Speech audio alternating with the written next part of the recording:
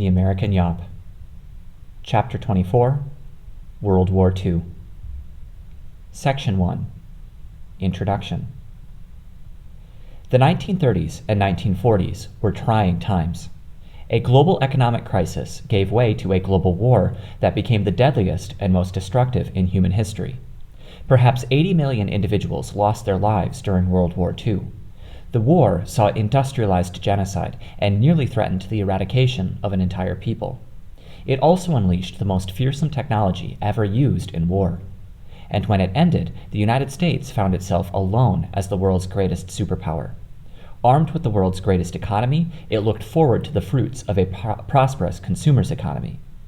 But the war raised as many questions as it would settle, and unleashed new social forces at home and abroad that confronted generations of Americans to come.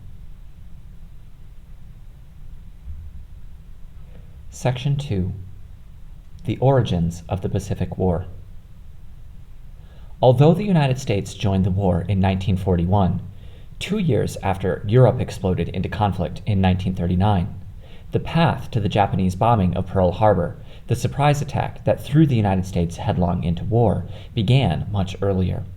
For the Empire of Japan, the war had begun a decade before Pearl Harbor. On September 18, 1931, a small explosion tore up railroad tracks controlled by the Japanese-owned South Manchuria Railway near the city of Shenyang, Mukden, in the Chinese province of Manchuria. The railway company condemned the bombing as the work of anti-Japanese Chinese dissidents.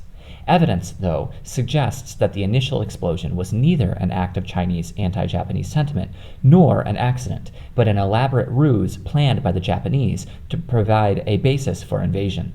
In response, the privately operated Japanese Guangdong Army began shelling the Shenyang garrison the next day, and the garrison fell before nightfall. Hungry for Chinese territory and witnessing the weakness and disorganization of Chinese forces, but under the pretense of protecting Japanese citizens and investments, the Japanese Imperial Army ordered a full-scale invasion of Manchuria. The invasion was swift. Without a centralized Chinese army, the Japanese quickly defeated isolated Chinese warlords, and by the end of February 1932, all of Manchuria was firmly under Japanese control. Japan established the nation of Manchukuo out of the former province of Manchuria. This seemingly small skirmish, known by the Chinese as the September 18th incident and the Japanese as the Manchurian incident, sparked a war that would last 13 years and claim the lives of over 35 million people. Comprehending Japanese motivations for attacking China and the grueling stalemate of the ensuing war are crucial for understanding Japan's seemingly unprovoked attack on Pearl Harbor, Hawaii, on December 7, 1941, and, therefore, for understanding the involvement of the United States in World War II as well. Despite their rapid advance into Manchuria, the Japanese put off the invasion of China for nearly 3 years. Japan occupied a precarious domestic and international position after the September 18th incident. At home, Japan was riven by political factionalism due to its stagnating economy. Leaders were torn as to whether to address modernization and lack of natural resources through unilateral expansion, the conquest of resource-rich areas such as Manchuria to export raw materials to domestic Japanese industrial bases such as Hiroshima and Nagasaki, or international cooperation, a philosophy of Pan-Asianism in an anti-Western coalition that would push the colonial powers out of Asia. Ultimately, after a series of political crises and assassinations inflamed tensions, pro-war elements within the Japanese military triumphed over the more moderate civilian government. Japan committed itself to aggressive military expansion. Chinese leaders Chiang Kai-shek and Zhang Zhilang appealed to the League of Nations for assistance against Japan. The United States supported the Chinese protest, proclaiming the Stimson Doctrine in January 1932, which refused to recognize any state established as a result of Japanese aggression. Meanwhile, the League of Nations sent Englishman Victor Bulwer-Lytton to investigate the September 18th incident. After a 6-month investigation, Bulwer-Lytton found the Japanese guilty of inciting the September 18th incident and demanded the return of Manchuria to China. The Japanese withdrew from the League of Nations in March 1933. Japan isolated itself from the world. Its diplomatic isolation empowered radical military leaders who could point to Japanese military success in Manchuria and compare it to the diplomatic failures of the civilian government. The military took over Japanese policy, and in the military's eyes, the conquest of China would not only provide for Japan's industrial needs, it would secure Japanese supremacy in East Asia. The Japanese launched a full-scale invasion of China. It assaulted the Marco Polo Bridge on July 7, 1937, and routed the forces of the Chinese National Revolutionary Army, led by Chiang Kai-shek. The broken Chinese army gave up Beijing, to the Japanese on August 8th, Shanghai on November 26th, and the capital, Nanking, on December 13th. Between 250,000 and 300,000 people were killed, and tens of thousands of women were raped when the Japanese besieged and then sacked Nanjing. The Western press labeled it the Rape of Nanjing. To halt the invading enemy, Chiang Kai-shek adopted a scorched earth strategy of trading space for time. His nationalist government retreated inland, burning villages and destroying dams, and establishing a new capital at the Yangtze River port of Chongqing. Although the nationalists' scorched earth policy hurt the Japanese military effort, it alienated scores of dislocated Japanese civilians and became a potent propaganda tool of the emerging Chinese Communist Party, or CCP. Americans read about the brutal invasion in China, but the United States lacked both the will and the military power to oppose the Japanese invasion.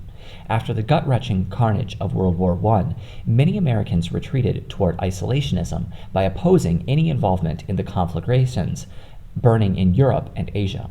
And even if Americans wished to intervene, their military was lacking. The Japanese army was a technologically advanced force consisting of 4,100,000 men and 900,000 Chinese collaborators, and that was in China alone. The Japanese military was armed with modern rifles, artillery, armor, and aircraft. By 1940, the Japanese Navy was the third largest and among the most technologically advanced in the world. Still, Chinese nationalists lobbied Washington for aid. Chiang Kai-shek's wife, Sung Mei-ling, known to the American public as Madame Chiang, led the effort. Born into a wealthy Chinese merchant family in 1898, Madame Chiang spent much of her childhood in the United States and graduated from Wellesley College in 1917 with a major in English literature. In contrast to her gruff husband, Madame Chiang was charming and able to use her knowledge of American culture and values to garner support for her husband and his government. But while the United States denounced Japanese aggression, it took no action.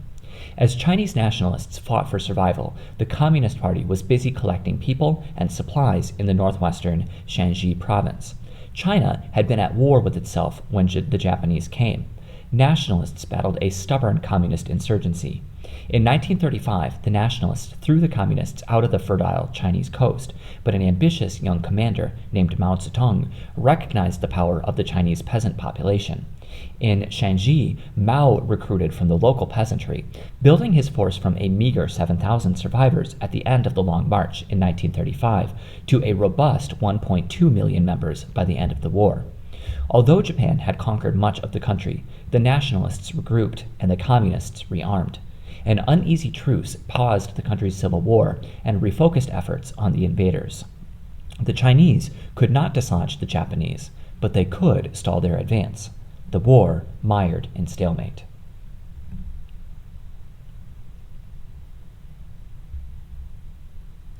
Section 3. The Origins of the European War.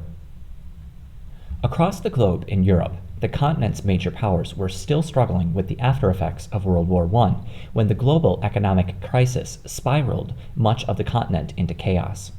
Germany's Weimar Republic collapsed with the economy, and out of the ashes emerged Adolf Hitler's National Socialists, the Nazis.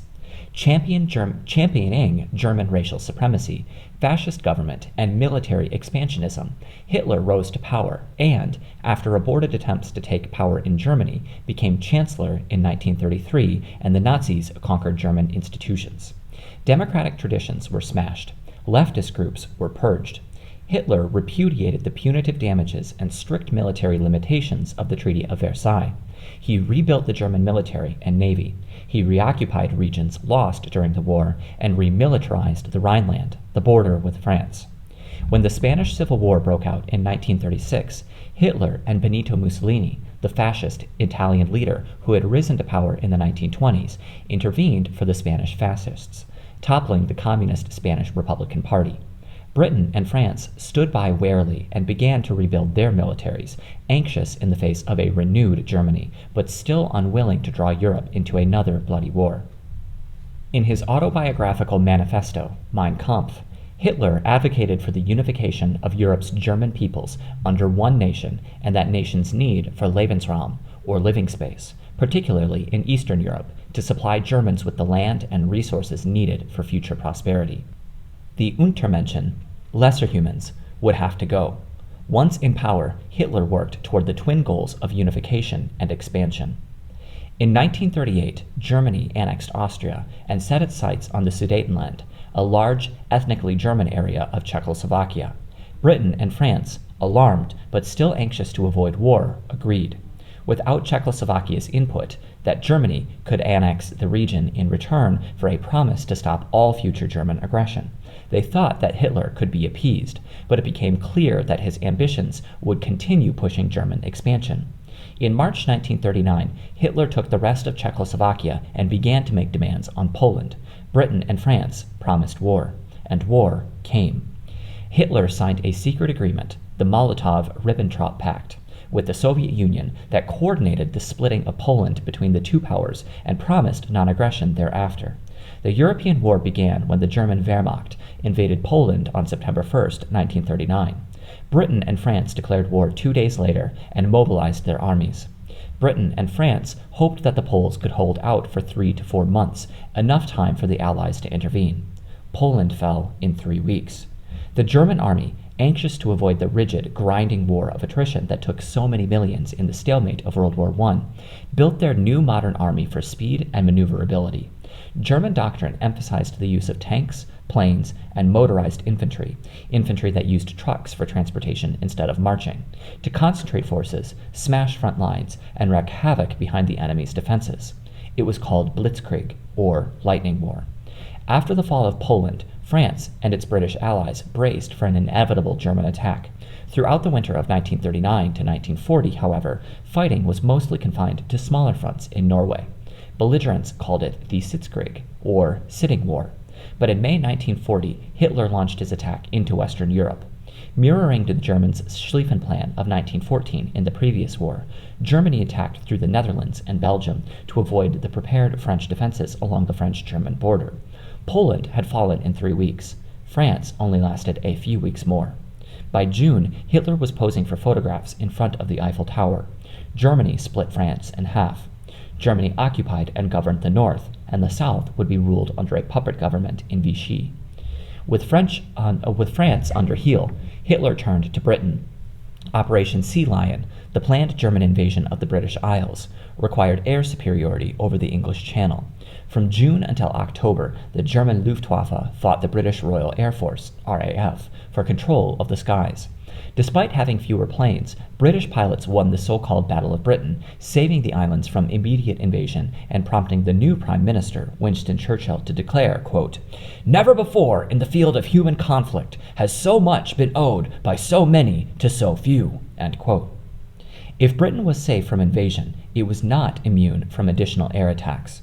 Stymied in the Battle of Britain, Hitler began the Blitz, a bombing campaign against cities and civilians.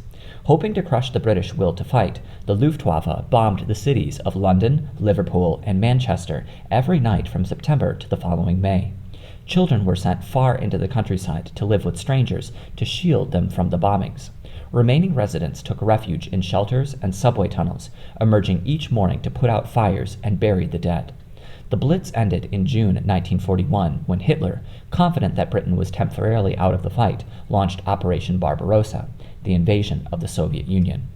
Hoping to capture agricultural lands, seize oil fields, and break the military threat of Stalin's Soviet Union, Hitler broke the two powers' 1939 non-aggression pact and, on June 22nd, invaded the Soviet Union. It was the largest land invasion in history. France and Poland had fallen in weeks, and German officials hoped to break Russia before the winter, and initially the Blitzkrieg worked.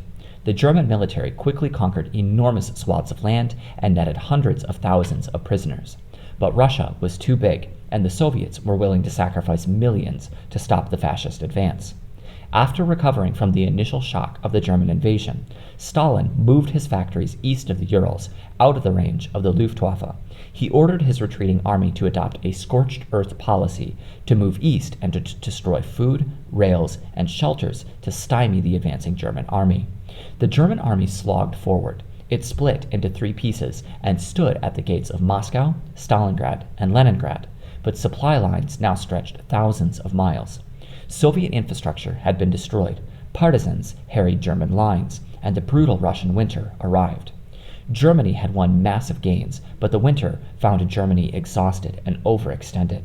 In the north, the German army starved Leningrad to death during an interminable siege. In the south, at Stalingrad, the 2 armies bled themselves to death in the destroyed city, and in the center, on the outskirts of Moscow, in sight of the capital city, the German army faltered and fell back.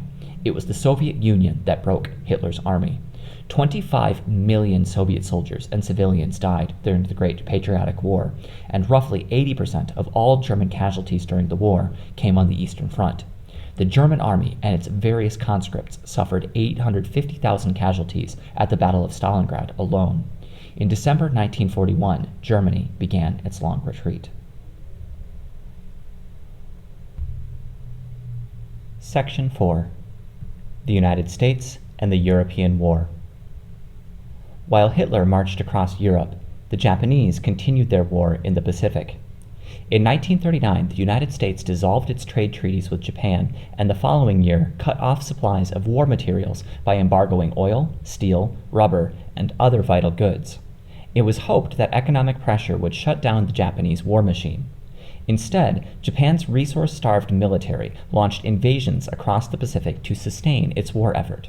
The Japanese called their new empire the Greater East Asia Co-Prosperity Sphere, and with the cry of Asia for the Asians, made war against European powers and independent nations throughout the region.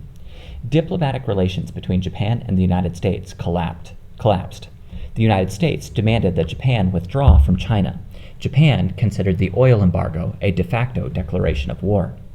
Japanese military planners, believing that American intervention was inevitable, planned a coordinated Pacific offensive to neutralize the United States and other European powers, and provide time for Japan to complete its conquests and fortify its positions. On the morning of December 7, 1941, the Japanese launched a surprise attack on the American naval base at Pearl Harbor, Hawaii.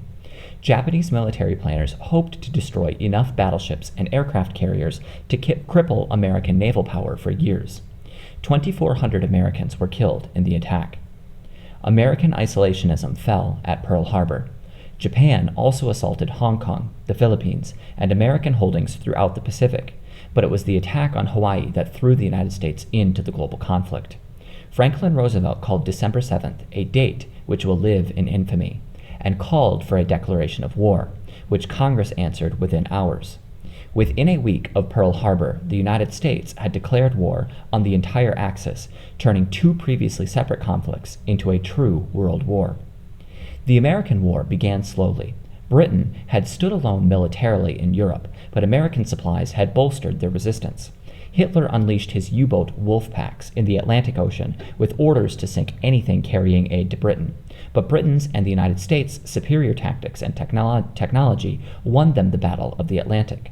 British codebreakers cracked Germany's radio codes, and the surge of intelligence, dubbed Ultra, coupled with massive naval convoys escorted by destroyers and armed with sonar and depth charges, gave the advantage to the Allies, and by 1942, Hitler's Kriegsmarine was losing ships faster than they could build. In North Africa, in 1942, British victory at El Alamein began pushing the Germans back. In November, the first American combat troops entered the European War, landing in French Morocco and pushing the Germans east, while the British pushed west. By 1943, the Allies had pushed Axis forces out of Africa. In January, President Roosevelt and Prime Minister Churchill met at Casablanca to discuss the next step of the European War. Churchill convinced Roosevelt to chase the Axis up Italy and into the soft underbelly of Europe.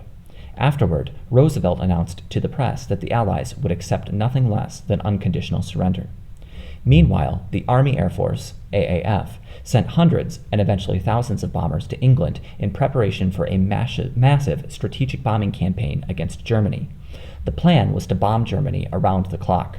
American bombers hit German ball-bearing factories, rail yards, oil fields, and manufacturing centers during the day, while the British RAF carpet-bombed German cities at night. Flying in formation, they initially flew unescorted, since many believed that bombers equipped with defense firepower flew too high and too fast to be attacked. However, advanced German technology allowed fighters to easily shoot down the lumbering bombers. On some disastrous missions, Germans shot down almost 50% of American aircraft. However, the advent and implementation of long-range escort fighter let the bombers hit their targets more accurately, while fighters confronted opposing German aircraft. In the wake of the Soviets' victory at Stalingrad, the Big Three, Roosevelt, Churchill, and Stalin, met in Tehran in November 1943.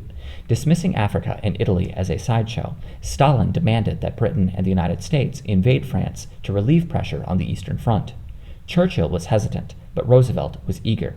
The invasion was tentatively scheduled for 1944. Back in Italy, the soft underbelly turned out to be much tougher than Churchill had imagined. Italy's narrow, mountainous terrain gave the defending Axis the advantage. Movement up the peninsula was slow, and in some places, conditions returned to the trench-like warfare of World War I. Americans attempted to land troops behind them at Anzio on the western coast of Italy, but, surrounded, they suffered heavy casualties. Still, the Allies pushed up the peninsula, Mussolini's government revolted, and a new Italian government quickly made peace. On the day the American army entered Rome, American, British, and Canadian forces launched Operation Overlord, the long-awaited invasion of France. D-Day, as it became popularly known, was the largest amphibious assault in history. American General Dwight Eisenhower was uncertain enough of the attack's chances that the night before the invasion he wrote two speeches, one for success and one for failure. The Allied landings at Normandy were successful, and although progress across France was much slower than hoped for, Paris was liberated roughly 2 months later. Allied bombing expeditions, meanwhile, continued to level German cities and industrial capacity. Perhaps 400,000 German civilians were killed by Allied bombing. The Nazis were crumbling on both fronts. Hitler tried but failed to turn the war in his favor in the West. The Battle of the Bulge failed to drive the Allies back to the English Channel, but the delay cost the Allies the winter. The invasion of Germany would have to wait, while the Soviet Union continued its relentless push westward, ravaging German populations in retribution for German war crimes. German counterattacks in the east failed to dislodge the Soviet advance, destroying any last chance Germany might have to regain the initiative. 1945 dawned with the end of the European war in sight. The Big Three met again at Yalta in the Soviet Union, where they reaffirmed the demand for Hitler's unconditional surrender and began to plan for a post-war Europe. The Soviet Union reached Germany in January, and the Americans crossed the Rhine in March. In late April, American and Soviet troops met at the Elbe, where the Soviets pushed relentlessly by Stalin to reach Berlin first and took the capital city in May, days after Hitler and his high command had died by suicide in a city bunker. Germany was conquered. The European war was over. Allied leaders met again, this time at Potsdam, Germany, where it was decided that Germany would be divided into pieces according to current Allied occupation, with Berlin likewise divided, pending future elections. Stalin also agreed to join the fight against Japan in approximately 3 months. Section 5. The United States and the Japanese War. As Americans celebrated VE Day, Victory in Europe, they redirected their full attention to the still raging Pacific War.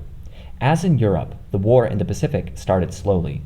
After Pearl Harbor, the American-controlled Philippine archipelago fell to Japan. After running out of ammunition and supplies, the garrison of American and Filipino soldiers surrendered. The prisoners were marched 80 miles to their prisoner of war camp without food, water, or rest. 10,000 died on the Bataan Death March. But as Americans mobilized their armed forces, the tide turned. In the summer of 1942, American naval victories at the Battle of the Coral Sea and the aircraft carrier duel at the Battle of Midway crippled Japan's Pacific naval operations. To dislodge Japan's hold over the Pacific, the U.S. military began island hopping, attacking island after island, bypassing the strongest but seizing those capable of holding airfields to continue pushing Japan out of the region. Combat was vicious. At Guadalcanal, American soldiers saw Japanese soldiers launch suicidal charges rather than surrender. Many Japanese soldiers refused to be taken prisoner or to take prisoners themselves. Such tactics, coupled with American racial prejudice, turned the Pacific theater into a more brutal and barbarous conflict than the European theater. Japanese defenders fought tenaciously. Few battles were as one-sided as the Battle of the Philippine Sea, or what the Americans called the Japanese counterattack, the Great Marianas Turkey Shoot. Japanese soldiers bled the Americans in their advance across the Pacific. At Iwo Jima, an 8-square-mile island of volcanic rock, 17,000 Japanese soldiers held the island against 70,000 Marines for over a month. At the cost of nearly their entire force, they inflicted almost 30,000 casualties before the island was lost. By February 1945, American bombers were in range of the mainland. Bombers hit Japan's industrial facilities, but suffered high casualties. To spare bomber crews from dangerous daylight raids and to achieve maximum effect against Japan's wooden cities, many American bombers dropped incendiary weapons that created massive firestorms and wreaked havoc on Japanese cities. Over 60 Japanese cities were firebombed. American firebombs killed 100,000 civilians in Tokyo in March 1945. In June 1945, after 80 days of fighting and tens of thousands of casualties, Americans captured the island of Okinawa. The mainland of Japan was open before them. It was a viable base from which to launch a full invasion of the Japanese homeland and end the war. Estimates varied, but given the tenacity of Japanese soldiers fighting on islands far from their home, some officials estimated that an invasion of the Japanese mainland could cost half a million American casualties and perhaps millions of Japanese civilians. Historians debate the many motivations that ultimately drove the Americans to use atomic weapons against Japan, and many American officials criticized the decision, but these would be the numbers later cited by government leaders and military officials to justify their use. Early in the war, fearing that the Germans might develop an atomic bomb, the U.S. government launched the Manhattan Project, a hugely expensive, ambitious program to harness atomic energy and create a single weapon capable of leveling entire cities. The Americans successfully exploded the world's first nuclear device, Trinity, in New Mexico in July 1945. Physicist J. Robert Oppenheimer, the director of the Los Alamos laboratory where the bomb was designed, later recalled that the event reminded him of Hindu scripture, quote, "Now I am become death, the destroyer of worlds," end quote. 2 more bombs, Fat Man and Little Boy, were built and detonated over 2 Japanese cities in August. Hiroshima was hit on August 6th. Over 100,000 civilians were killed. Nagasaki followed on August 9th. Perhaps 80,000 civilians were killed. Emperor Hirohito announced the surrender of Japan on August 15th. On September 2nd, aboard the battleship USS Missouri, delegates from the Japanese government formally signed their surrender. World War II was finally over.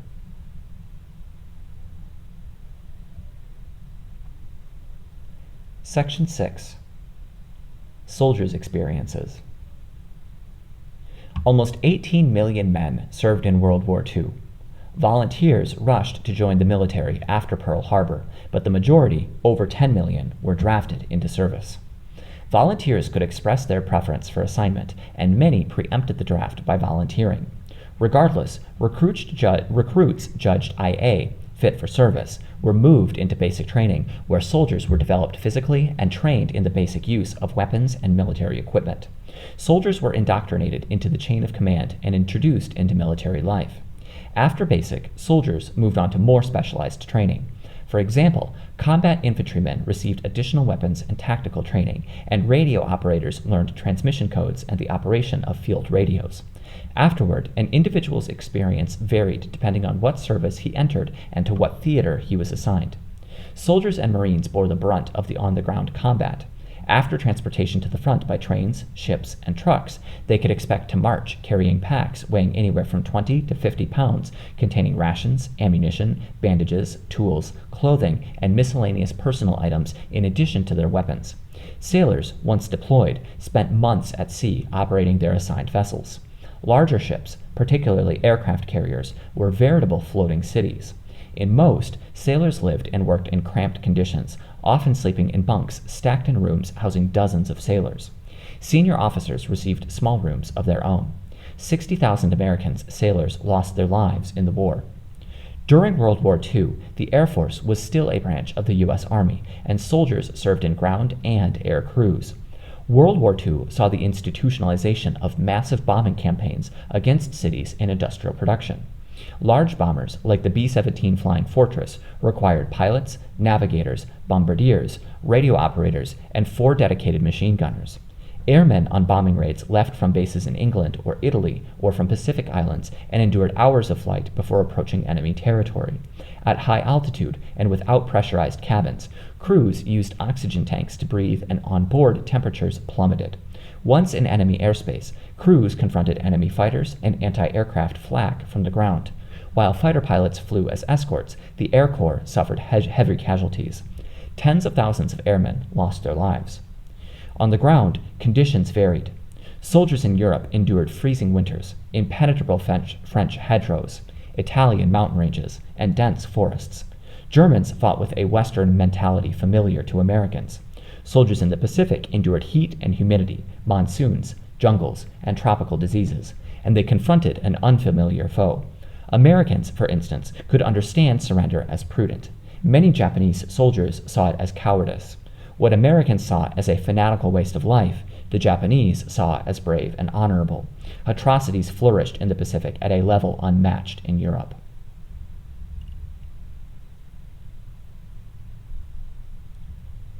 Section 7. The Wartime Economy. Economies win wars no less than militaries. The war converted American factories to wartime production, reawakened America's economic might, armed Allied belligerents, and the American armed forces effectively pulled America out of the Great Depression and ushered in an era of unparalleled economic prosperity. Roosevelt's New Deal had ameliorated the worst of the Depression, but the economy still limped its way forward into the 1930s. But then, Europe fell into war, and, despite its isolationism, Americans were glad to sell the Allies arms and supplies. And then, Pearl Harbor changed everything. The United States drafted the economy into war service. The sleeping giant mobilized its unrivaled economic capacity to wage worldwide war. Governmental entities such as the War Production Board and the Office of War Mobilization and Reconversion managed economic production for the war effort, and economic output exploded. An economy that was unable to provide work for a quarter of the workforce less than a decade earlier now struggled to fill vacant positions. Government spending during the 4 years of war doubled all federal spending in all of American history up to that point. The budget deficit soared, but just as Depression-era economists had counseled, the government's massive intervention annihilated unemployment and propelled growth. The economy that came out of the war looked nothing like the one that had begun it. Military production came at the expense of the civilian consumer economy. Appliance and automobile manufacturers converted their plants to produce weapons and vehicles. Consumer choice was foreclosed. Every American received rationing cards, and, legally, such goods as gasoline, coffee, meat, cheese, butter, processed food, firewood, and sugar could not be purchased without them. The housing industry was shut down, and the cities became overcrowded. But the wartime economy boomed. The Roosevelt administration urged citizens to save their earnings or buy war bonds to prevent inflation. Bond drives were held nationally and headlined by Hollywood celebrities.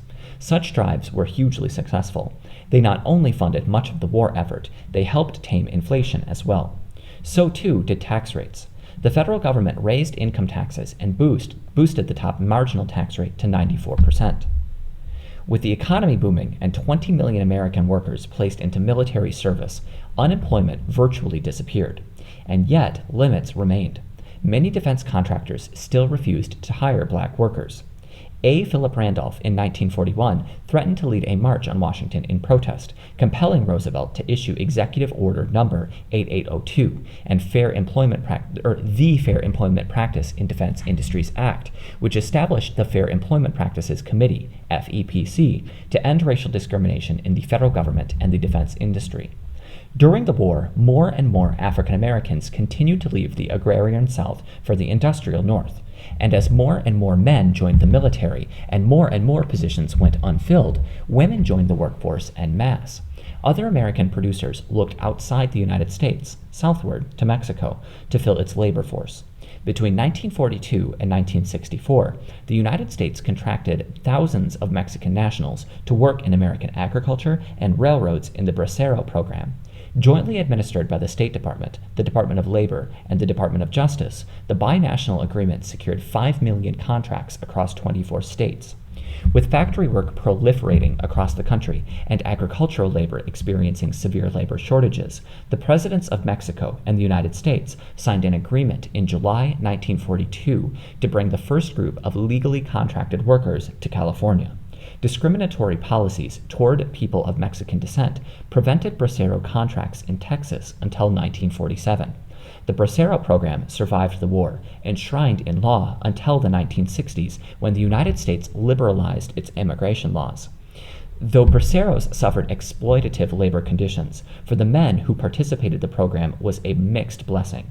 Interviews with ex-Braceros captured the complexity.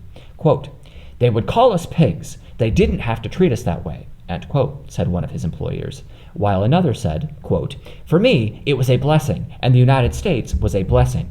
It is a nation I fell in love with because of the excess work and good pay," end quote.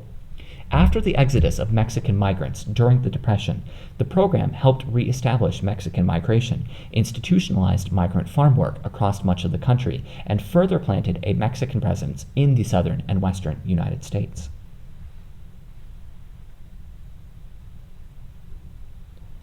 Section 8. Women and World War II. President Franklin D. Roosevelt and his administration had encouraged all able-bodied American women to help the war effort. He considered the role of women in the war critical for American victory, and the public expected women to assume various functions to free men for active military service. While most women opted to remain at home or volunteer with charitable organizations, many went to work or donned a military uniform. World War II brought unprecedented labor opportunities for American women. Industrial labor, an occupational sphere dominated by men, shifted in part to women for the duration of wartime mobilization. Women applied for jobs in converted munitions factories. The iconic illustrated image of Rosie the Riveter, a muscular woman dressed in coveralls with her hair in a kerchief and inscribed with the phrase, "We can do it," came to stand for female factory labor during the war. But women also worked in various auxiliary positions for the government. Although such jobs were often traditionally gendered female, over 1 million administrative jobs at the local, state, and national levels were transferred from men to women for the duration of the war. For women who elected not to work, many volunteer opportunities presented themselves. The American Red Cross, the largest charitable organization in the nation, encouraged women to volunteer with local city chapters.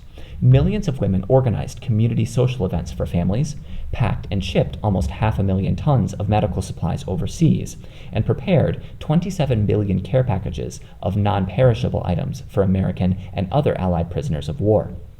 The American Red Cross further required all female volunteers to certify as nurses' aides, providing an extra benefit and work opportunity for hospital staffs that suffered severe personnel losses. Other charity organizations, such as church and synagogue affiliates, benevolent associations, and social club auxiliaries, gave women further outlets for volunteer work. Military service was another option for women who wanted to join the war effort. Over 350,000 women served in several all-female units of the military branches. The Army and Navy Nurse Corps Reserves, the Women's Army Auxiliary Corps, the Navy's women accepted for voluntary emergency service, the Coast Guard's SPARs, named for the Coast Guard motto, Semper Paratus, always ready, the Marine Corps units gave women the opportunity to serve as either commissioned officers or enlisted members at military bases at home and abroad. The Nurse Corps Reserves alone commissioned 105,000 Army and Navy nurses recruited by the American Red Cross. Military nurses worked at base hospitals, mobile medical units, and onboard hospital mercy ships.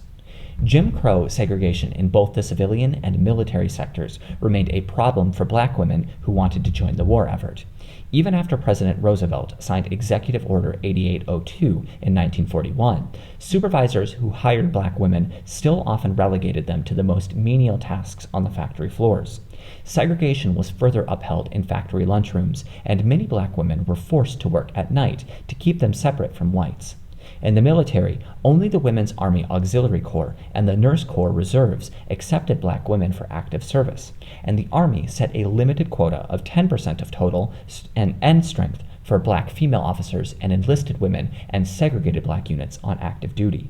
The American Red Cross, meanwhile, recruited only 400 black nurses for the Army and Navy Nurse Corps Reserves, and black Army and Navy nurses worked in segregated military hospitals on bases stateside and overseas. And for all of the post-war celebration of Rosie the Riveter, after the war ended, the men returned, and most women voluntarily left the workforce or lost their jobs. Meanwhile, former military women faced a litany of obstacles in obtaining veterans' benefits during their transition to civilian life. The nation that beckoned the call for assistance to millions of women during the 4-year crisis hardly stood ready to accommodate their post-war needs and demands.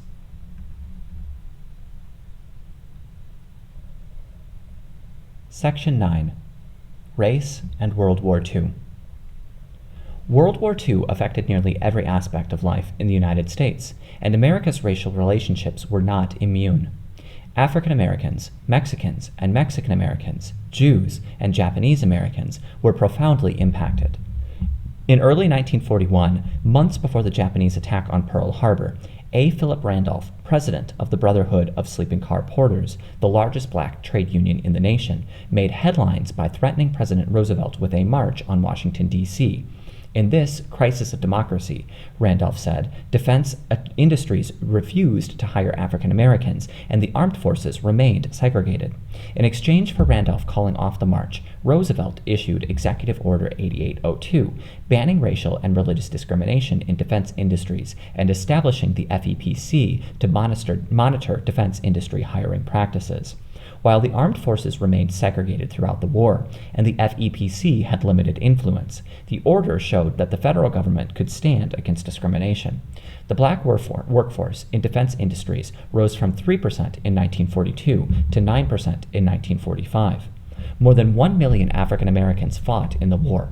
Most black servicemen, served in segregated, non-combat units led by white officers.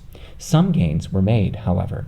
The number of black officers increased from 5 in 1940 to over 7,000 in 1945.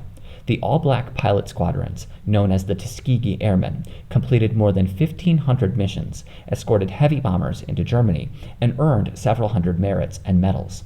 Many bomber crews specifically requested the Red Tail Angels as escorts, and near the end of the war, the Army and Navy began integrating some of their units and facilities, before the U.S. government finally ordered the full integration of its armed forces in 1948. While black Americans served in the armed forces, though they were segregated, on the home front they became riveters and welders, rationed food and gasoline, and bought victory bonds. But many black Americans saw the war as an opportunity not only to serve their country, but to improve it.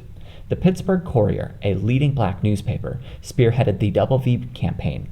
It called on African Americans to fight two wars: the war against Nazism and fascism abroad, and the war against racial inequality at home. To achieve victory, to achieve real democracy, the Courier encouraged its readers to enlist in the armed forces, volunteer on the home front, and fight against racial segregation and discrimination.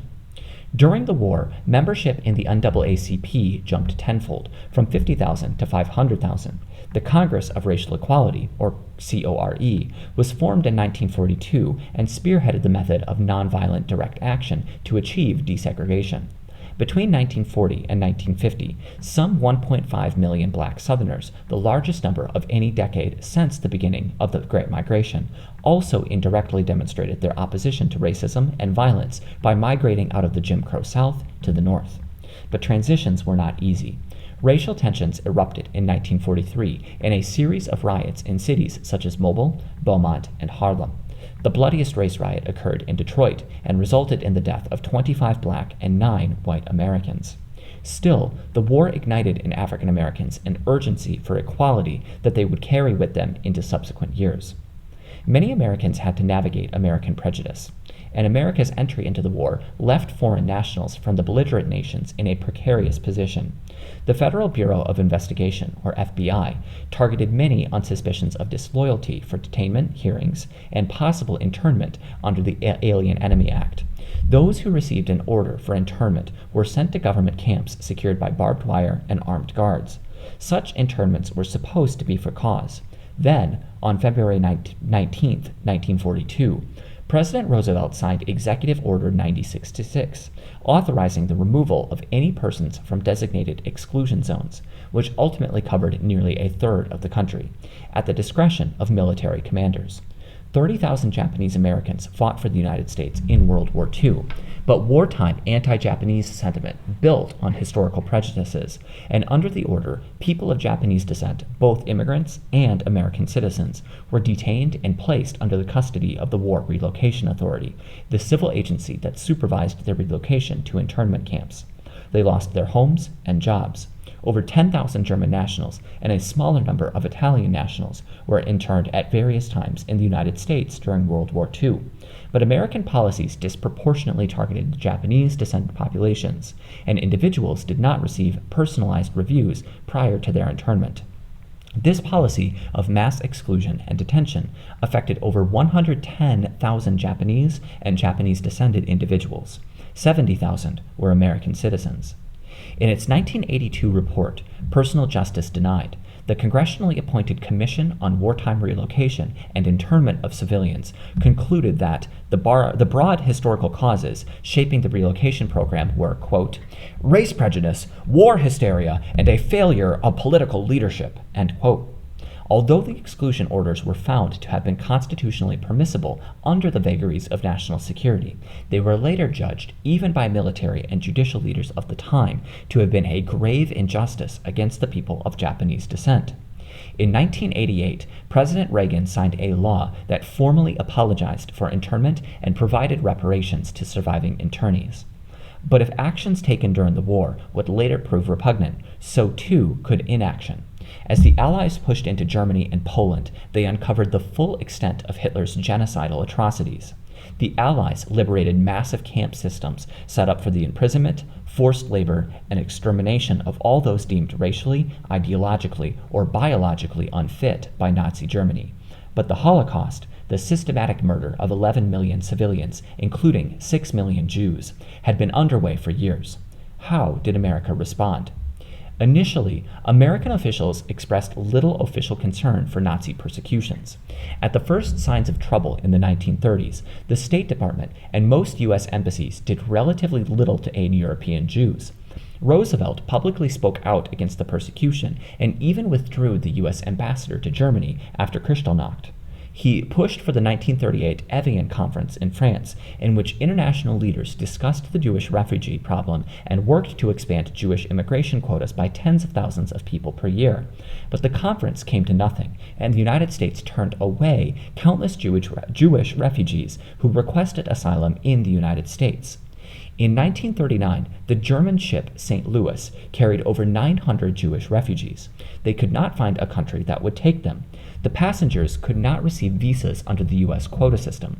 A State Department wire to one passenger read that all must, quote, await their turns on the waiting list and qualify for and obtain immigration visas before they may be admissible into the United States, end quote.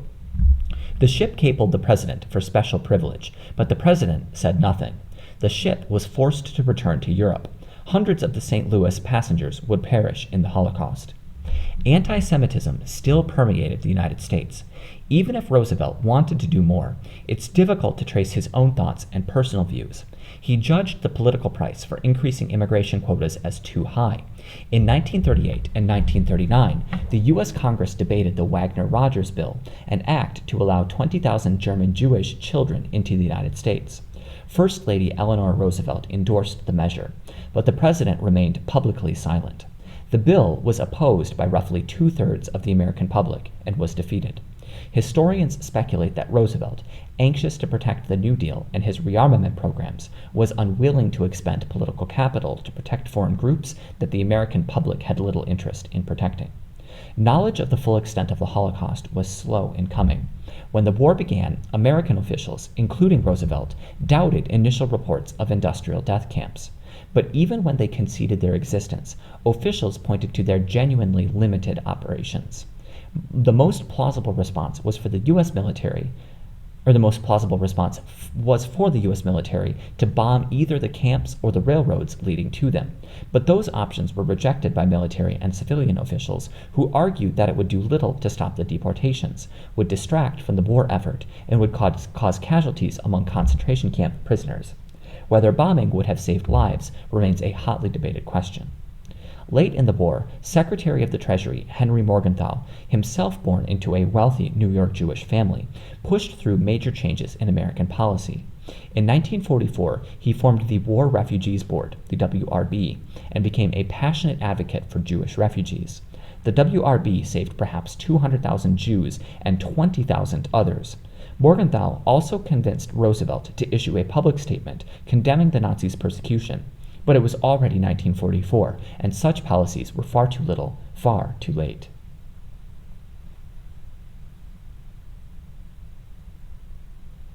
Section 10. Toward a Post-War World. Americans celebrated the end of the war.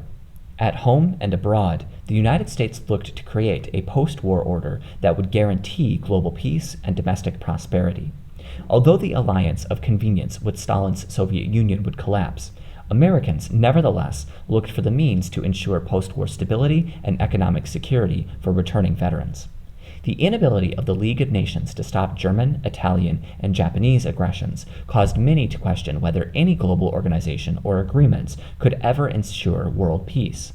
This included Franklin Roosevelt, who, as Woodrow Wilson's Undersecretary of the Navy, witnessed the rejection of this idea by both the American people and the Senate. In 1941, Roosevelt believed that post-war security could be maintained by an informal agreement between what he termed the four policemen: the United States, Britain, the Soviet Union, and China, instead of a rejuvenated League of Nations. But others, including Secretary of State Cordell Hull and British Prime Minister Winston Churchill, disagreed and convinced Roosevelt to push for a new global organization. As the war ran its course, Roosevelt came around to the idea, and so did the American public. Pollster George Gallup noted a profound change in American attitudes. The United States had rejected membership in the League of Nations after World War I, and in 1937 only a third of Americans polled supported such an idea. But as war broke out in Europe, half of Americans did. America's entry into the war bolstered support, and by 1945, with the war closing, 81% of Americans favored the idea. Whatever his support, Roosevelt had long shown enthusiasm for the ideas later enshrined in the United Nations Charter. In January 1941, he announced his four freedoms: freedom of speech, of worship, from want, and from fear, that all of the world's citizens should enjoy. That same year, he signed the Atlantic Charter with Churchill, which reinforced those ideas and added the right of self-determination and promised some sort of post-war economic and political cooperation. Roosevelt first used the term United Nations to describe the Allied powers, not the subsequent post-war organization, but the name stuck. At Tehran in 1943, Roosevelt and Churchill convinced Stalin to send a Soviet delegation to a conference at Dumbarton Oaks outside Washington, D.C. in August 1944, where they agreed on the basic structure of the new organization. It would have a Security Council, the original four policemen, plus France, which would consult on how best to keep the peace and when to deploy the military power of the assembled nations. According to one historian, the organization demonstrated an understanding that, quote, only the great powers working together could provide real security, end quote. But the plan was a kind of hybrid between Roosevelt's policeman idea and a global organization of equal representation. There would also be a General Assembly made up of all nations, an International Court of Justice, and a Council for Economic and Social Matters. Dumbarton Oaks was a mixed success. The Soviets especially expressed concern over how the Security Council would work, but the powers agreed to meet again in San Francisco between April and June 1945 for further negotiations. There, on June 26, 1945, 50 nations signed the UN Charter. Anticipating victory in World War II, leaders not only looked to the post-war global order, they looked to the fate of returning American servicemen. American politicians and interest groups sought to avoid another economic depression. The economy had tanked after World War I by gradually easing returning veterans back into the civilian economy. The brainchild of William Atherton, the head of the American Legion, the GI Bill won support from progressives and conservatives alike. Passed in 1944, the GI Bill was a multifaceted, multi-billion-dollar entitlement program that rewarded honorably discharged veterans with numerous benefits. Faced with the prospect of over 15 million members of the armed services, including approximately 350,000 women, suddenly returning to civilian life, the GI Bill offered a bevy of inducements to slow their influx into the civilian workforce, as well as reward their service with public benefits. The legislation offered a year's worth of unemployment benefits for veterans unable to secure work. About half of American veterans, 8 million, received $4 billion in unemployment benefits over the life of the bill. The GI Bill also made post-secondary education a reality for many. The Veterans Administration, or VA, paid the lion's share of educational expenses, including tuition, fees, supplies, and even stipends for living expenses. The GI Bill sparked a boom in higher education. Enrollments at accredited colleges, universities, and technical and professional schools spiked, rising from 1.5 million in 1940 to 3.6 million in 1960. The VA disbursed over $14 billion in educational aid in just over a decade. Furthermore, the bill encouraged home ownership. Roughly 40% of Americans owned homes in 1945, but that figure climbed to 60% a decade after the close of the war. Because the bill did away with down payment requirements, veterans could obtain home loans for as little as $1 down. Close to 4 million veterans purchased homes through the GI Bill, sparking a construction bonanza that fueled post-war growth. In addition, the VA also helped nearly 200,000 veterans secure farms and offered thousands more guaranteed financing for small businesses. Not all Americans, however, benefited equally from the GI Bill. Indirectly, since the military limited the number of female personnel, men qualified for the bill's benefits in far higher numbers. Colleges also limited the number of female applicants to guarantee space for male veterans. African Americans, too, faced discrimination. Segregation forced black Americans into overcrowded, historically black colleges that had to turn away close to 20,000 applicants. Meanwhile, residential segregation limited black home ownership in various neighborhoods, denying black homeowners the equity and investment that would come with home ownership. There were other limits and other disadvantaged groups.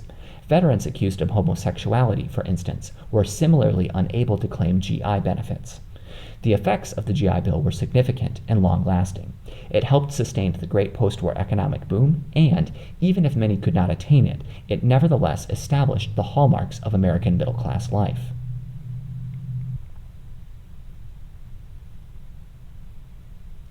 Section 11. Conclusion. The United States entered the war in a crippling economic depression and exited at the beginning of an unparalleled economic boom. The war had been won. The United States was stronger than ever, and Americans looked forward to a prosperous future. And yet, new problems loomed. Stalin's Soviet Union and the proliferation of nuclear weapons would disrupt post-war dreams of global harmony. Meanwhile, Americans who had fought a war for global democracy would find that very democracy eradicated around the world in re-established colonial regimes and at home in segregation and injustice. The war had unleashed powerful forces that would reshape the United States at home and abroad.